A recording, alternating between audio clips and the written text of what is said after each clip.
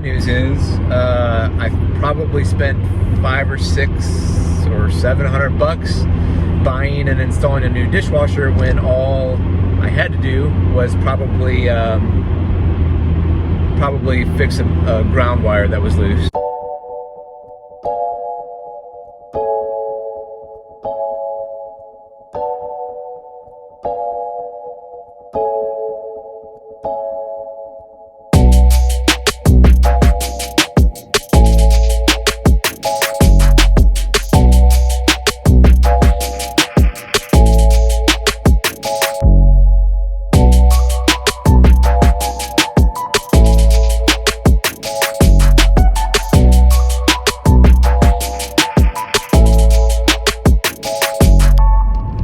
What's up, guys? Eric Sztanyo from Keller Realty and Team Sztanyo.com, where we are helping families find their way home. And today I thought I'd try something a little different. I thought I would do a little daily vlog of life of a Cincinnati real estate agent in Northern Kentucky.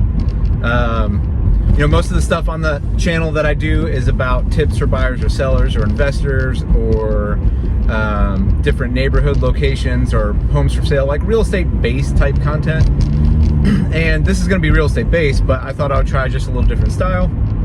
If you guys like it, if you're interested in more of this type of content where I'm just kind of walking you through my day as an agent, as an investor, as a father, as a husband, what it's like to be a real estate agent and a cash home buyer, then thumbs up, you know, put a comment below, tell me you want more of this content. So what are we doing today? Just a little bit on the docket. I grabbed my toolbox today and my coffee and my water bottle, and I'm off from Fort Thomas towards Erlanger, Kentucky, because I'm selling a house. Now, well, first of all, let me say this. One of the things I love about being a real estate agent is the variety of my days. I think I've had certain jobs where it's very repetitious and can get monotonous. And if you have that job, I mean, great. You know, that's most jobs in life are pretty repetitious. But one of the things I do, and I'm not trying to demean that by any means. So I think all work is honorable, and I think all work provides dignity. So there you go. But one of the things I do like about real estate is the variety. So today, I'm selling a house, but not, well, as an agent, and it's a house I own. So I'm selling a flip that I own, and we close in 2 days. So I've got 2 closings this week on 2 flips, which is great. So it's a pretty big week for me and the business, and getting cash flow back, which I would like to have back in the bank account, because I've got a lot of cash tied up in both of them. But the one I'm heading to in Erlanger is a house that I flipped, did just a little bit of cosmetic work on.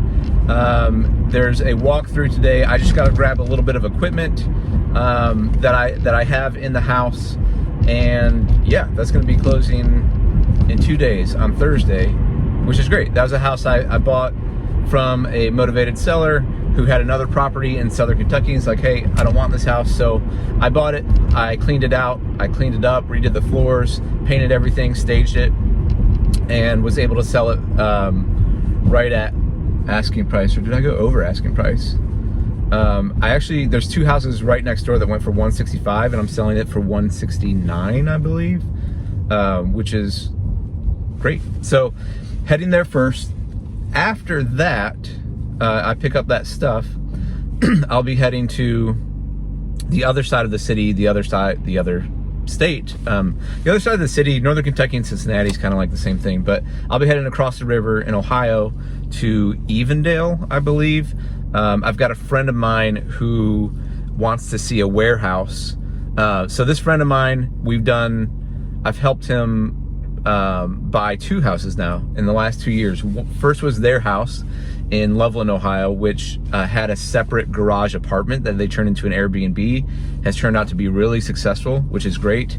And And then secondly, they bought another property about a mile down the road, which is a really unique schoolhouse property. They also made it to an Airbnb, but kind of the primary reason they bought that one was they needed some storage space for their online business. So they sell baby products, like different high chair products, and they're starting to manufacture. So their business is really growing, which is awesome. And now they need some warehouse space. And we might follow up on that story, because the other thing that happened to him this last week was he found out he was in HOA when the second house they bought said that there was no HOA, and they're doing Airbnb there, and they received a cease and desist letter. And as someone who has set up an Airbnb with their wife and all the work that goes into that, and then receive an Airbnb from a freaking HOA or zoning, that is so frustrating. So we're working through that with him right now. We've contacted an attorney, and we are seeing what we can get figured out on that. He was thinking of potentially selling that property anyway because he needs more warehouse space. So we'll see how that goes. So that's what we're doing. Secondly, that's going to be around 11:30 or so. Hopefully after that I can eat a little breakfast. I've been doing this intermittent fasting, trying it out.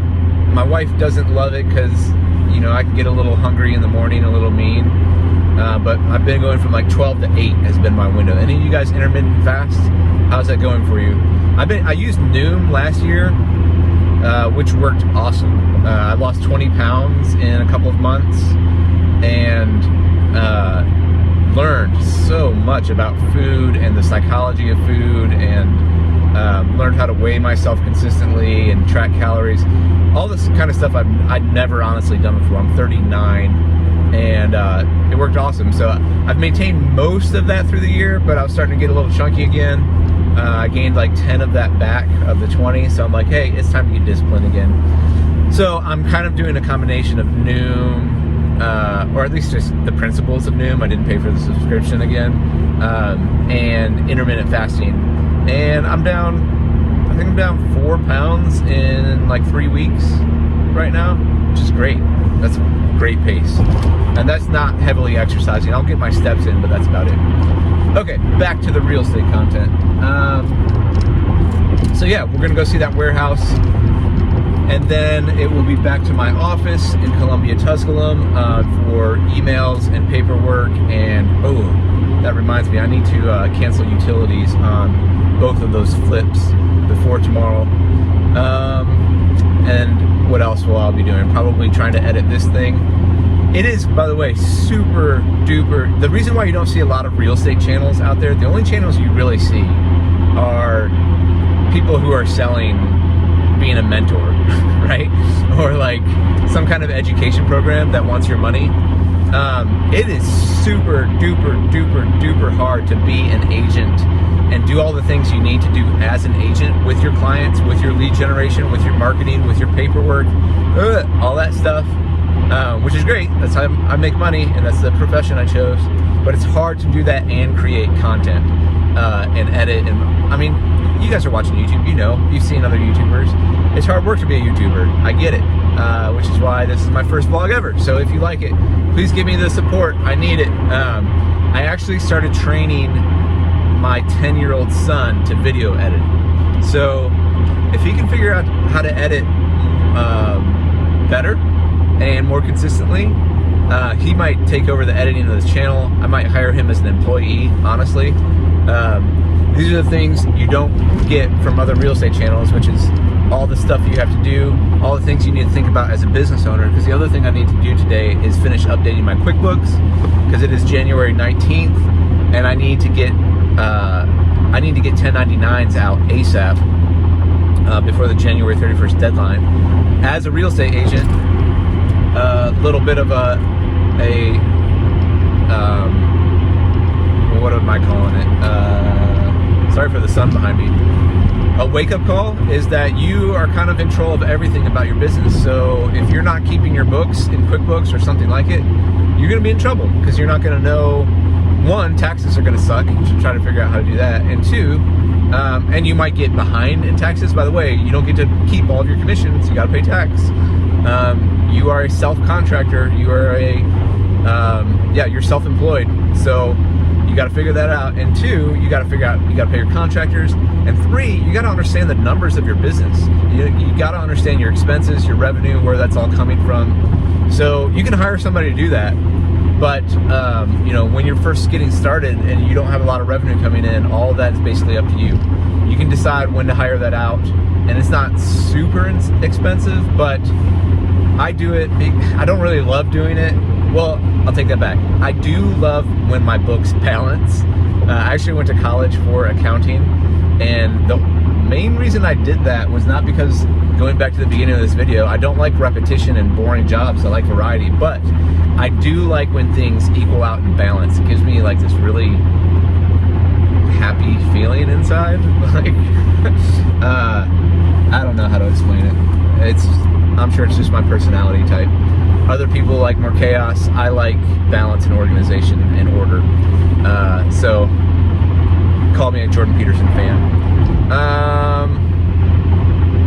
So I got to do some of those books, updating those books, finish that out, and I'm sure other real estate stuff is gonna crop up. I'm gonna say one more thing, and then I'll close out this first vlog. Maybe I'll splice in some other video from the day, but I'm sure if we do more of these vlogs, I'll expand on this idea. But real estate looks super nice from the outside before you do it. It looks easy. It looks like you make a lot of money. It looks prestigious. It looks flashy. If you just watch cable television shows about what a real estate agent looks like, oh God, like I've been contacted by some cable television shows because I kind of grew a TikTok channel, and they want people who look good on TV. They want people who can speak clearly. They want people who present well, and that's great. Those characteristics generally make you a successful real estate agent. Though I prefer to like listen a lot more than speak when I'm selling. But the point I'm trying to make is this: don't just watch the cable television shows. Watch vlogs like this one to get a realistic picture of what it looks like to be a real estate agent. And the one thing I would say before I wrap this up is mostly what you're doing as a real estate agent is solving problems. That's what your job is. You solve problems. Most are little problems, some are medium problems. Very rarely you'll run into some big problems. But when you have a deal, when you have a transaction and you're walking a buyer or seller through it, most of the rest of that process is just solving small problems. You have about 2 or 3 moments in the cycle of a transaction where you can celebrate. You can celebrate when you sign a contract. So that could be a buyer agreement, that could be a listing contract, that could be when your seller goes under contract to sell their home, that could be when your buyer goes under contract to buy a home. That's a time to celebrate. What's another time to celebrate? Another time to celebrate is maybe getting through inspections. Usually your buyer and seller don't feel as happy about it, but as an agent, that's kind of a time to celebrate, is when you have that inspection agreement form signed, because that's when you know there's a high likelihood that deal is going to close once you get that. Now, usually buyers and sellers, they both feel like, we didn't get exactly what we wanted. You got to compromise on the inspections. That's always the way it works. And then the biggest celebration is when you close, when you're at the closing table with your buyer or seller. Your buyer's getting a house and keys, your seller's getting a check, you're getting a check. That's a good moment. That's a good time to celebrate. And so those are like the 3 moments where you might celebrate. In between that, there's going to be about, I don't know, 30, 40 different problems to solve. Okay? And that's getting the financing and finding something in the inspection you didn't want, and negotiating the inspection and working through the appraisal and setting the closing. There's just so many things that happen.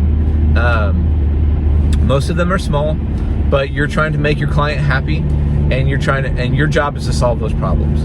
So if you're thinking about ever getting into real estate, just realize that. I think when I first got in and when I first had my my first couple of deals, I did not understand this at all. I just thought, oh, once you go under contract, it's smooth sailing from here and I get paid. And that's not the case. The reality is that's when you get to go to work solving problems. And if you solve those problems well, and if your clients are happy, that's how you build a business. You're gonna get a good, solid testimonial. Your clients are gonna be happy. They're gonna refer you to other friends. They're gonna come back and use you. Me going to see this warehouse with this friend of mine is the third transaction I'm doing with him in 3 years, potentially. Because I did a good job for him, because he was happy with my work, because I helped solve some problems and I helped save him money.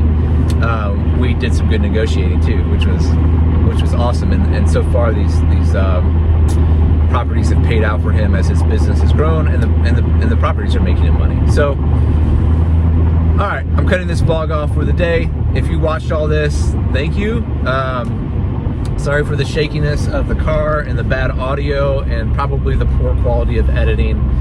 Like I said, I'm busy, guys. I got 5 kids. I'm trying to do this real estate thing, but YouTube's just fun and I like doing it. And so I'd love to just share more of what these days look like, day in the life of a real estate agent, what life is like in Cincinnati, Northern Kentucky. And like I said, if you find this enjoyable, let me know, please. And comment, like, subscribe to the channel. I really appreciate it, and we'll see you guys next time.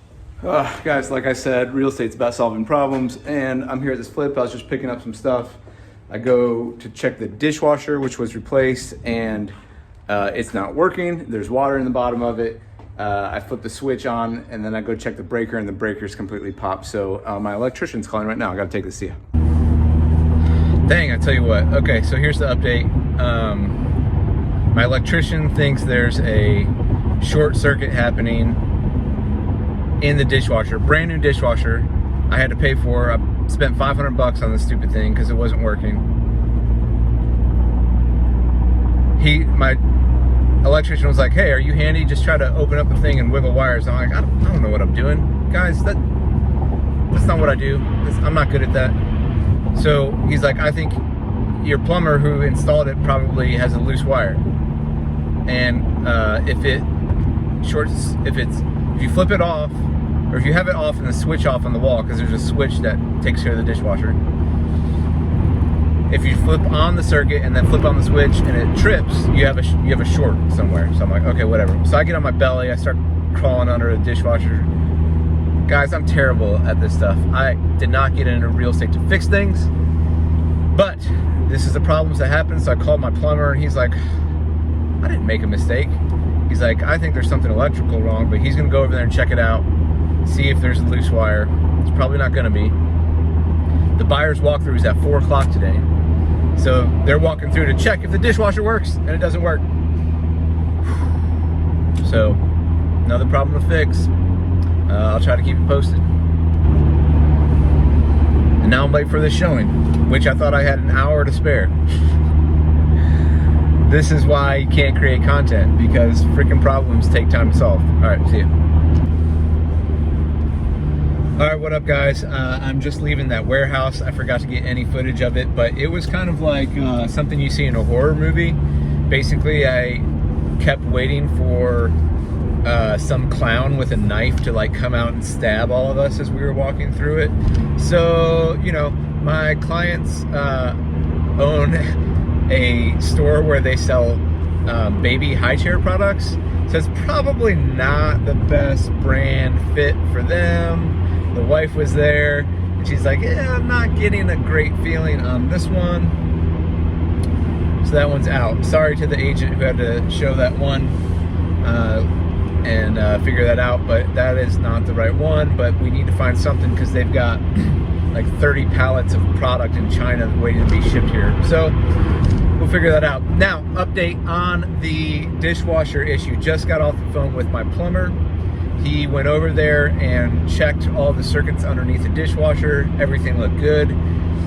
He could have left, but he didn't. Instead, he went to my electric box panel, pulled off the panel, looked behind the circuit where that the circuit breaker for the dishwasher was at, noticed that the ground wire was loose, and he tightened it up. Flipped the circuit back on, tested the dishwasher, everything was working good. Good news, bad news here. Good news is, looks like we got it fixed. I got the final walkthrough for the buyers this afternoon, so I don't need to tell them to wait or come back because I was worried about that. Bad news is, I probably spent $500 or $600 or $700 buying and installing a new dishwasher when all I had to do was probably fix a ground wire that was loose. All right, heading to the office to get work done. See ya.